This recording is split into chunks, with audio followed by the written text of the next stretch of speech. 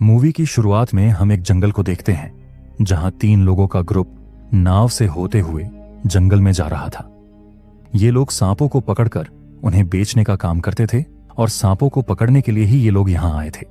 लेकिन नाव वाला जेफ से कहता है कि तुम जिस जगह जा रहे हो उस जगह को श्रापित माना जाता है, क्योंकि वहां बहुत बड़े बड़े एनाकोंडा रहते हैं और कहा जाता है कि वहां दुनिया का सबसे बड़ा एनाकोंडा क्रिम्सन भी रहता है। फिर कुछ देर बाद ये लोग उस जगह पहुंच जाते हैं, जिसके बाद जेफ और उसके साथी अपना सामान लेकर नाव से उतरने लगते हैं। तभी वह नाव वाला जंगल के अंदर तक आने के लिए उसे ज्यादा पैसों की मांग करता है। जेफ उसे कुछ भी नहीं कहता और पैसे देने लगता है, लेकिन वह जानबूझकर पैसे नीचे गिरा देता है। और जब वह नाव वाला पैसा उठाकर खड़ा होता है तो जेफ अचानक चाकू से उस पर हमला करके उसे मार देता है और उसका सिर काटकर नदी में फेंक देता है। यह देखकर उसके साथी भी हैरान होते हैं। फिर हम देखते हैं कि जेफ के फेंके हुए उस सिर को एक एनाकोंडा खा लेता है, जिसके बाद ये लोग आगे बढ़ने लगते हैं, जहां कुछ आगे जाने पर इन्हें एक सांप की मूर्ति मिलती है। फिर जेफ एक मैप को देखते हुए कहता है कि क्रिम्सन एनाकोंडा की कहानी सच है। जेफ को वहां एक केंचुली भी दिखती है जो उसी क्रिम्सन एनाकोंडा की लग रही थी। वहीं हम देखते हैं कि जेफ के साथियों को कहीं सारे सांप मिल जाते हैं। वे लोग जल्दी से उन सांपों को बोरी में भरने लगते हैं और वहीं जेफ अपनी गन लेकर उस एनाकोंडा की खोज में आगे बढ़ने लगता है। वहीं दूसरी ओर उसका एक साथी सांपों से भरी हुई बोरी नाव पर रखने आता है। तभी वह देखता है कि नाव वाले की लाश नदी में खड़ी हुई है और अब वह धीरे धीरे डूबने लगती है। और तभी पानी के अंदर से कुछ आने लगता है। वह आदमी वहां से भागता है, लेकिन तभी एक एनाकोंडा उसे जकड़कर निगल लेता है। फिर कुछ देर बाद हम देखते हैं कि वह दूसरा साथी भी सांपों की बोरी रखने जा रहा था। तभी उसे भी वही एनाकोंडा दिखता है जिसने थोड़ी देर पहले उसके साथी को निगला था। उस एनाकोंडा के पेट को देखकर समझ आ रहा था कि उसने किसी इंसान को निगला है। वह आदमी कुछ समझ ही पाता कि तभी वह एनाकोंडा उसके साथी की लाश बाहर उगलता है। वह आदमी भागने ही लगता है कि तभी वह एनाकोंडा अब उसे पकड़ लेता है और उसकी हड्डियों को तोड़कर उसे निगलने लगता है। और पूरा सीन जेफ वहीं खड़ा होकर हंसते हुए देख रहा था, जैसे कि यह उसकी चाल हो। जेफ उस एनाकोंडा के खाने का इंतजार कर रहा था ताकि वह मौका देखकर उसे पकड़ सके। जेफ गन से उस पर फायर ही करने वाला था, लेकिन अचानक जंगल के सारे जानवर चिल्लाने लगते हैं, जिसे सुनकर वह एनाकोंडा डर जाता है और उसे बिना खाए ही वहां से चला जाता है, जिससे जेफ समझ जाता है कि वहां क्रिम्सन एनाकोंडा आ रहा है। जिसके बाद यह सीन यहीं कट हो जाता है और हम एक सर्कस को देखते हैं, जिसे देखने के लिए कोई भी लोग नहीं आ रहे थे, इसीलिए वह सर्कस पूरी तरह से बंद होने के कगार पर था। तभी वहां बालिंग नाम का आदमी आता है जो खुद पहले इस सर्कस में काम करता था। जिसके बाद वह सर्कस के मालिक से सर्कस में काम करने वाले लोगों को खरीदने की बात करता है, क्योंकि उसे थाईलैंड में खुद का एक सर्कस चालू करना था। अब वह मालिक अपने सर्कस की हालत देखकर उसे सारे आर्टिस्ट को बेच देता है। वे सारे लोग बालिंग को देखकर चौंक जाते हैं, क्योंकि वह पहले उनके साथ ही काम करता था और अब वह बहुत अमीर हो गया है। जिसके बाद बालिंग अपने साथियों को लेकर नदी से होते हुए थाईलैंड की ओर निकल पड़ता है। और ये लोग जिस नदी से जा रहे थे वह उसी जंगल से गुजरती थी जिसमें क्रिम्सन एनाकोंडा रहता था। जिसके बाद इन्हें सफर करते हुए पूरी रात निकल जाती है। तभी शिप का कैप्टन देखता है कि आगे रास्ता लकड़ियों की चीजों से ब्लॉक हो गया है, जिससे अब ये लोग आगे नहीं जा सकते थे। यह देखकर बालिंग परेशान हो जाता है, जिस पर कैप्टन कहता है कि आगे जाने के लिए दूसरा रास्ता भी है, लेकिन उसमें बहुत ज्यादा वक्त लगेगा। पर बालिंग कहता है कि थाईलैंड में हमारा शो होने वाला है, जिसके पैसे मैंने एडवांस में लिए हुए हैं, और अगर हम वक्त पर नहीं पहुंचे तो बहुत बड़ा नुकसान हो जाएगा। वह कैप्टन को धमकी देते हुए कहता है कि कुछ भी करो, लेकिन यहां से आगे चलो। जिस पर कैप्टन कहता है कि फिर एक ही रास्ता है, इसे ब्लास्ट करके यहां से हटाना पड़ेगा। जिसके बाद ये लोग उन बक्सों में डायनामाइट लगाते हैं, लेकिन हम देखते हैं कि उन बक्सों में कहीं सारे सांप थे, जिसे ये लोग बिना देखे ही ब्लास्ट कर देते हैं, जिससे सारे सांप उड़कर इनके शिप पर आ जाते हैं। यह देखकर सारे डरते हुए इधर उधर भागने लगते हैं, लेकिन इनमें लैन नाम की लड़की अपना दिमाग चलाती है और पानी की मदद से सारे सांपों को शिप से हटाने लगती है। वहीं बालिंग डरकर टॉयलेट में छिपा हुआ था। तभी उसके ऊपर की छत टूट जाती है और छत पर के सारे सांप उसके ऊपर गिरते हैं, जिनसे डर कर वह नदी में कूद जाता है और सांपों से बचते हुए किनारे पर आता है। उसे लगता है कि वह बच गया, लेकिन तभी एक सांप उसे काटने वाला था, पर तब तक एक अनजान आदमी आकर उसे बचाता है। वह आदमी और कोई नहीं, जेफ होता है। अब जेफ ने उसकी जान बचाई, इसलिए वह उसे लेकर अपने शिप पर आता है, जहां लैन उससे पूछती है कि तुम कौन हो, जिस पर जेफ अपना नाम बताता है और कहता है कि किसी एक्सीडेंट के कारण मैं 5 दिनों से यहां फंसा हुआ हूं। तभी इनका साथी दाजिया अपना कान पकड़कर तड़पने लगता है। किसी को भी कुछ समझ नहीं आता कि उसके साथ क्या हो रहा है। तभी जेफ आगे आता है और अपनी उंगली में कट लगाकर दाजिया के कान के पास ले जाता है। तभी एक सांप का बच्चा उसकी उंगली को काटते हुए बाहर निकलता है, लेकिन सांप के काटने पर भी जेफ को कुछ फर्क नहीं पड़ता। जेफ खुद को वाइल्डर एक्सप्लोरर बताता है, लेकिन यह देखकर लैन को कुछ अजीब लगता है, क्योंकि लैन को भी सांपों की नॉलेज होती है। वह बॉलिंग से कहती है कि जेफ झूठ बोल रहा है, वह कोई वाइल्ड लाइफ एक्सप्लोरर नहीं है। वह कहती है कि जेफ को जिस सांप ने काटा वह जहरीला था, पर तब भी उसे कुछ नहीं हुआ। लैन कहती है कि कितने सारे सांपों से कटवाना पड़ता है, तब जाकर इस तरह की इम्यूनिटी डेवलप होती है। लेकिन बालिंग लैन की बातों को सीरियसली नहीं लेता, जिसके बाद हम कैप्टन को देखते हैं जो फिशिंग कर रहा था। तभी वहां जेफ आता है और उसे कुछ पैसे देते हुए एक मैप दिखाता है और उसी लोकेशन पर जाने को कहता है। पर यह सुनते ही कैप्टन भड़क जाता है। वह उसे क्रॉसबो दिखाते हुए कहता है कि वह जगह श्रापित है, अगर तुमने वहां जाने की बात की तो मैं तुम्हें शिप के बाहर फेंक दूंगा। फिर जेफ बिना कुछ कहे वहां से निकल जाता है। तभी कैप्टन की फिशिंग रॉड पानी में गिर जाती है, जिसे वह निकालने की कोशिश कर ही रहा था कि तभी उसे कोई चीज नीचे खींच लेती है, जिससे वह नदी में डूबकर मर जाता है। और यह जाल खुद जेफ ने ही लगाया था। जिसके बाद सुबह सारे लोग देखते हैं कि कैप्टन शिप से गायब हो गया है। वह इन्हें कहीं पर भी नहीं मिलता। लैन को जेफ पर शक था। वह जाकर उससे पूछती है कि क्या तुमने कैप्टन को देखा? वह अचानक गायब हो गया है। जेफ कहता है कि यह एक जंगल है, यहां लोगों का गायब होना एक नॉर्मल बात है। तभी वहां पानी में कुछ हलचल होने लगती है। किसी को कुछ समझ नहीं आता, लेकिन जेफ कहता है कि कुछ बड़ा आने वाला है।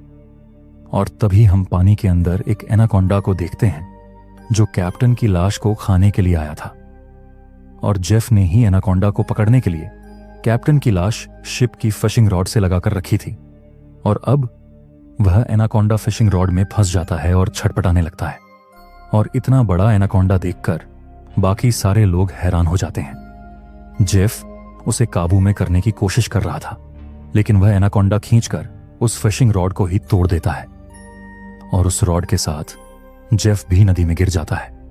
फिर वह एनाकोंडा जेफ पर हमला करने लगता है, लेकिन वह किसी तरह से बचते हुए एक नाव पर चढ़ता है और वह फिशिंग रोप को उस नाव से बांधता है और एक हथियार से एनाकोंडा पर वार करता है, जिससे अब एनाकोंडा जेफ को उसकी नाव के साथ जकड़ लेता है और उसे पानी में ले जाता है। यह देखकर सारे लोग डर जाते हैं, लेकिन तभी जेफ तैरते हुए वापस शिप पर आ जाता है और नदी में उस एनाकोंडा को ढूंढने लगता है। लेकिन सबकी नजर जब पीछे जाती है तो वे लोग देखते हैं कि एनाकोंडा उनके ही शिप की छत पर बैठा हुआ है। ये लोग कुछ समझ ही पाते कि तभी वह एनाकोंडा उनके आगे कैप्टन की लाश उगल देता है, जिसे देखकर ये सारे लोग डरकर भाग जाते हैं। वह एनाकोंडा इन्हें भी मारने की कोशिश करता है, लेकिन ये लोग उससे बचने के लिए छिप जाते हैं। पर जेफ उस हथियार से अब भी उस पर वार कर रहा था, जिससे वह एनाकोंडा भड़क कर अब उसके पीछे आने लगता है। पर जेफ उससे बचकर छिप जाता है, जिसे ढूंढते हुए वह एनाकोंडा शिप पर घूमने लगता है, जहां वह एनाकोंडा बालिंग के ऊपर से भी निकल जाता है। लेकिन बालिंग के छिपने के कारण एनाकोंडा उसे देख नहीं पाता। वहीं दाजिया और वह बच्चा टॉयलेट में छिपा हुआ था, लेकिन वह एनाकोंडा उन्हें देख लेता है और उन पर हमला करता है, जिससे बचते हुए वे दोनों भागकर लैन के पास आ जाते हैं। पर उनके पीछे वह एनाकोंडा भी आ जाता है और उस भागम भाग में वहां रखा केरोसिन गिर जाता है। वह एनाकोंडा इन पर हमला ही करने वाला था कि तभी पीछे से जेफ रस्सी का फंदा उसके गले में डालता है। जेफ ने उसे पकड़ ही लिया था, लेकिन वहीं उस केरोसिन के कारण वहां आग लग गई थी, जो वहां रखे डायनामाइट तक पहुंच जाती है और वहां एक ब्लास्ट होता है, जिससे बचते हुए सारे लोग नदी में कूद जाते हैं और वहीं उस शिप पर आग लग जाती है जिसमें वह एनाकोंडा भी फंसकर मारा जाता है। जिसके बाद बालिंग रोते हुए कहता है कि अब हम थाईलैंड कैसे जाएंगे, इसको अभी भी थाईलैंड ही जाने की पड़ी थी। फिर लैन कहती है कि यह सब इस जेफ के कारण ही हुआ है। तुमने हमारी शिप को धोखे से खुद के काम के लिए यूज किया, तुम्हारी वजह से हमारी जान जाते जाते बची। जिस पर जेफ कहता है कि अगर हम उस एनाकोंडा को पकड़ लेते तो अब तक हम अमीर हो जाते। तुम लोगों को पता भी है इस एनाकोंडा की कीमत क्या है। अमीर होने की बात सुनते ही बालिंग खुश हो जाता है। फिर जेफ उसे एक प्लान बताता है। वह मैप में एक लोकेशन दिखाते हुए कहता है कि वहां पर मेरी बोट है, अगर तुम लोग मेरा साथ दोगे तो मैं मेरी बोट तुम्हें थाईलैंड जाने के लिए दे दूंगा। जिसके लिए बालिंग आसानी से मान जाता है, लेकिन लैन उसके साथ जाने से मना करती है। वह कहती है कि मुझे इस पर विश्वास नहीं है, यह हमें धोखा दे सकता है।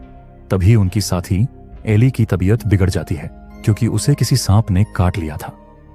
जेफ कहता है कि इसके जख्म में कई बैक्टीरिया होंगे, अगर इसे वक्त पर दवाई नहीं मिली तो यह 48 घंटे में मर जाएगी। जेफ कहता है कि मेरी बोट पर इसकी दवाई है, जिसके लिए हमें वहां जाना पड़ेगा। और अब न चाहते हुए भी ये लोग जेफ के साथ निकल पड़ते हैं, जहां कुछ आगे जाने पर ये लोग आराम करने के लिए एक जगह रुकते हैं।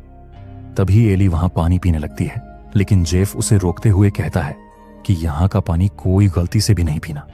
वह पानी में मौजूद कीड़े दिखाते हुए कहता है कि ये कीड़े तुम्हारे अंदर चले गए तो तुम पानी के लिए इतने तड़पने लगोगे कि तुम प्यास से खुद को पानी में डुबाकर मार डालोगे। जिसके बाद जेफ सबके खाने के लिए एक सांप पकड़ता है, जिसे ये सारे लोग आग में पकाकर खाते हैं और वापस लोकेशन की ओर निकल पड़ते हैं। जिसके बाद हम रात का सीन देखते हैं जहां ये लोग बहुत आगे आ गए थे। फिर ये सारे लोग एक सेफ जगह देखकर रात के लिए रुक जाते हैं। फिर हमें जेफ का वह सीन दिखाया जाता है जहां क्रिम्सन एनाकोंडा उसके आगे आ गया था। वह एनाकोंडा जेफ को मारने के लिए उसके पीछे पड़ जाता है, जिससे बचते हुए वह एक लकड़ी के बॉक्स में छिप जाता है। जेफ को एनाकोंडा से तो बच जाता है, लेकिन वह बॉक्स फिसलकर नदी में गिरता है और जेफ बहते हुए इन लोगों के पास पहुंच जाता है। फिर हम वापस जेफ को देखते हैं जो वह मैप देख रहा था। तभी उसके पास बालिंग आता है और मैप में बने एनाकोंडा को देखकर कहता है कि क्या तुम इसे ही पकड़ना चाहते हो। जिस पर जेफ कहता है कि यह क्रिम्सन एनाकोंडा है। यह कोई मामूली एनाकोंडा नहीं है, यह दुनिया का सबसे बड़ा और पावरफुल एनाकोंडा है। यह एनाकोंडा फूड चेन में सबसे ऊपर है। यह अपने जैसे बाकी एनाकोंडा को भी नहीं बख्शता, वह उनका भी शिकार करता है। अगर हमने इसे पकड़कर बेचा तो इतना पैसा मिलेगा कि हमारी कई पुश्तें बैठकर खा सकती हैं। यह सुनकर बालिंग उसका साथ देने के लिए मान जाता है। जिसके बाद हम रात का वक्त देखते हैं जहां सारे लोग सो रहे थे। तभी इनके ग्रुप के एक साथ झेंग की आंख खुलती है, जहां वह देखता है कि इन सारे लोगों को एनाकोंडा ने पकड़ लिया है। तभी झेंग निन से जाग जाता है। यह सिर्फ उसका एक बुरा सपना था, लेकिन वह देखता है कि उसका भाई वहां से गायब है। फिर झेंग उसे ढूंढते हुए आगे बढ़ने लगता है, जहां वह देखता है कि उसका भाई नदी के पास आया हुआ है और उसकी तबीयत भी बिगड़ी हुई थी। झेंग उसे अपने साथ आने को कहता है, लेकिन तभी उसका भाई खुद को नदी में डुबाकर अजीब तरह से पानी पीने लगता है। झेंग उसे रोकने की कोशिश करता है, पर वह उल्टा झेंग को ही काटने लगता है। जिस दौरान झेंग उसके नाक में वही कीड़ा देखता है जिससे जेफ ने दूर रहने को कहा था। झेंग यह चीज समझ ही रहा था कि तभी वहां एक एनाकोंडा आता है और उसके भाई को पकड़कर उसके सामने से लेकर चला जाता है, लेकिन झेंग कुछ नहीं कर पाता। जिसके बाद सुबह ये सारे लोग वापस अपने लोकेशन की तरफ निकल पड़ते हैं। फिर कुछ आगे जाने पर ये लोग देखते हैं कि आगे रास्ता बंद है, जिस वजह से जेफ कहता है कि अब हमें नदी से होते हुए जाना पड़ेगा। यह सुनकर सारे लोग डर जाते हैं, लेकिन कोई रास्ता न होने के कारण इन्हें नदी से ही जाना पड़ता है। अब कुछ आगे जाने पर अचानक दाजिया उन सबको पानी में कुछ दिखाते हुए इशारा करता है, जहां इन लोगों के नीचे ही एक एनाकोंडा घूम रहा था। जेफ सबको शांत होकर आगे बढ़ने को कहता है, लेकिन झेंग डरते हुए भगवान का नाम लेने लगता है। पर तभी वह एनाकोंडा उसे ही पीछे से पकड़ लेता है। वह अपनी मदद के लिए इन्हें बुलाने लगता है, पर कोई नहीं आता। सब डरे हुए थे, लेकिन लैन हिम्मत करके एक लकड़ी की मदद से झेंग को छुड़ाने की कोशिश करती है। पर तब तक वह एनाकोंडा जेंग की हड्डियां तोड़कर उसे मार देता है, जिससे ये लोग कुछ नहीं कर पाते और वापस आगे की ओर निकल पड़ते हैं। फिर कुछ देर बाद ये लोग आखिरकार जेफ की नाव तक पहुंच जाते हैं, जहां जेफ अपनी नाव से वह दवाई निकालकर लैन को दे देता है। जिसके बाद ये लोग नाव से थाईलैंड जाने की बात करते हैं, लेकिन जेफ उन्हें कहता है कि मैंने तुम्हारी मदद कर दी, पर अब तुम्हें मेरी मदद करनी पड़ेगी।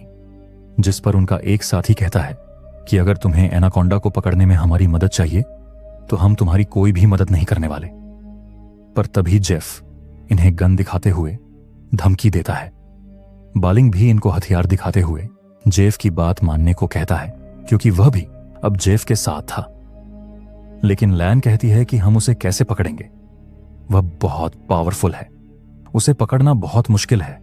जिस पर जेफ कहता है कि हां, उसे पकड़ना मुश्किल है, लेकिन उसे खाते वक्त पकड़ सकते हैं। जिसके बाद यह सीन यहीं पर कट होता है और हम देखते हैं कि बालिंग अपने साथी दाजिया और उस बच्चे को जाल के ऊपर बांध रहा था, ताकि जब एनाकोंडा इन्हें खाने आएगा तो ये लोग उसे पकड़ सकें। तभी वह बच्चा बालिंग से कहता है कि तुम क्या कर रहे हो, अगर हम मर गए तो तुम्हारे सर्कस में काम कौन करेगा। जिस पर बालिंग हंसते हुए कहता है कि अरे बेवकूफ, थाईलैंड में ना कोई शो है और न मैं कोई सर्कस खोल रहा हूं। मैं तो असल में तुम्हें थाईलैंड ले जाकर तुम्हारे ऑर्गन्स बेचने वाला था, लेकिन अब मेरा प्लान बदल गया है। जितना पैसा मुझे तुम्हारे ऑर्गन्स बेचने पर नहीं मिलेगा, उतना इस एनाकोंडा को पकड़ने के बाद मिल सकता है। वहीं हम जेफ को देखते हैं, जिसने लैन और एली को बांध दिया था और वह उन्हें परेशान कर रहा था। लेकिन तभी एली जेफ को अपनी बातों में बहकाने लगती है और मौका मिलते ही वह जेफ से उसकी गन छीनकर उस पर ही तान देती है। लेकिन उसकी खराब किस्मत, क्योंकि उससे वह गन ही नहीं चलती, जिससे जेफ अब उसे मारने के लिए आगे बढ़ता है। लेकिन तभी लैन खुद को छुड़ाकर वहां आ जाती है और जेफ के पीछे वार करती है।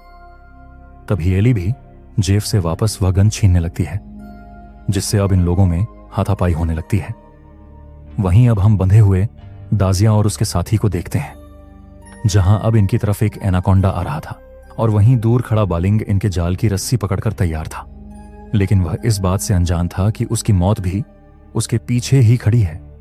पर जब तक वह इस बात को समझ पाता, तभी वह एनाकोंडा उसे पकड़कर वहां से ले जाता है और जो रस्सी उसने पकड़ी थी वह छूट जाती है और दाजिया और उसके साथी का जाल एनाकोंडा के आने से पहले ही बंद हो जाता है, जिससे वह एनाकोंडा वहां से चला जाता है और इनकी जान बच जाती है। वहीं अब हम वापस इन लोगों को देखते हैं, जहां जेफ अब गुस्से में एली पर गन तानता है और वह एली पर गोली ही चलाने वाला था। लेकिन तभी लैन पीछे से जेफ के सिर पर लकड़ी से हमला करती है, जिससे जेफ वहीं पर बेहोश हो जाता है। ये अच्छा मौका देखकर ये दोनों वहां से भागकर अपने बंधे हुए साथियों के पास आते हैं और उनकी रस्सी खोलकर उन्हें भी आजाद करते हैं। लेकिन तभी वहां जेफ आ जाता है। उसे अब होश आ गया था, पर वह कुछ कर पाता तब तक एक एनाकोंडा आकर उसे दबोच लेता है। इसका फायदा उठाकर ये सारे लोग जेफ की नाव की तरफ भागने लगते हैं। लेकिन इनकी साथी एली चलने की हालत में नहीं थी, क्योंकि उसे हाथापाई में जेफ ने गोली मार दी थी और अब ज्यादा खून बहने के कारण एली नहीं बच पाती, जिस कारण न चाहते हुए भी इन तीनों को ही आगे बढ़ना पड़ता है। अब ये लोग नाव तक तो पहुंच जाते हैं, लेकिन ये लोग उस नाव को चला पाते कि तभी दाजिया पर कोई पीछे से बेहोशी वाली गोली मारता है। वह और कोई नहीं, जेफ था, जो उस एनाकोंडा से भी बचकर आ गया था।